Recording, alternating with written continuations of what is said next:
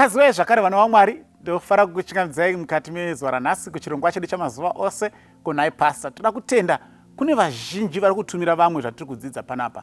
Rambai muchiita izvozvo sekutaura kwandoita mazuva ose zvatiri kudzidza panapa hazvina macopyrights. We actually wish the messages would go out to as many people as can be possible. Share on your Facebook pages. Tumirai malink kune vamwe, isai pama WhatsApp groups. Namba ndidzo dziri kungobuda pazasi apa. Kana paine mibvunzo imwe inenge ichida kuitwa follow up questions. Watanga kutibata nhasi ndo patiri panapa patinobatsirana kupindura mibvunzo yetogona kunge tiinayo maererano neBhaibheri. Sunungukai kutumira mibvunzo yenyu zvakare. Nhasi tiri kuverenga mubvunzo wabvunzwa neimwe hama yedu panapa uri kutiwo, kuNhai Pastor, sei ropa raAbel richinzi rakachema asi kuna muparidzi Bhaibheri rinoti vakafa havana chavanoziva? Ndo mubvunzo wabvunzwa panapa.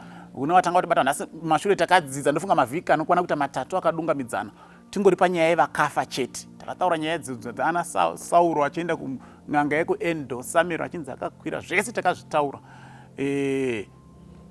Tikasvika pakuona kuti Bhaibheri rinodzidzisa kuti vakafa havana chavanoziva.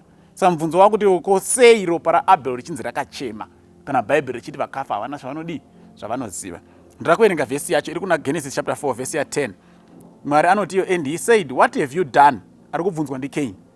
The voice of your brother's blood cries unto me from the ground. Now, ndo yatinoti language yeBhaibheri kana language yaMwari dzimwe dzenguva inogona kuti vhiringa isusu sevanhu.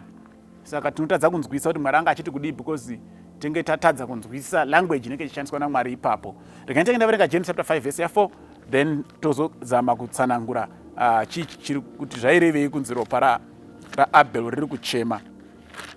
James chapter 5 verse ya 4 Bhaibheri rinoti, behold, the hire of the laborers who have reaped down your fields, which is kept by you by fraud, is crying. And the cries of them which have reaped are entered into the ears of the Lord of your Sabbath. Mwari ari kuti mugove wawaifanira kupa vanhu vakashanda mumunda mako asi hauna kuvapa. And you kept back the reward by fraud. And that reward is crying. Kuti ndise language yamunganzwise. Salary yawaifanira kupa vashandi vako nekuti pavakapedza kukushandira asi hauna kuvapa, wakavatsotsa. Hanzi salary iyoyo iri kuchema. Saka tofanira kunzwisisa language yaMwari. Mwari anenge achirevei kuti mari inochema here? Kana tangoona kuti mari haichemi then todzoka kunyaya yaAbel tobvunza ropa rinochema here? Toona kuti zvakare ropa haridi harichemi. Saka zvaingorehwa naMwari ndezvekuti the blood is evidence. It's speaking, kwete literally, but it's telling, it's showing kuti pane upenyu hwaparadzwa apa. Tichiri kukura tichiri vana vadiki taita game yekupinda mukitchen wohwira powdered milk. Ende unoziva zvinoinonzoitika kazhinji kacho paunenge uchiba uri pakati pekuba ndo panobva papindawo munhu mukitchen uchifunga kuti uri wega unongonzwa dhora akuvhurika.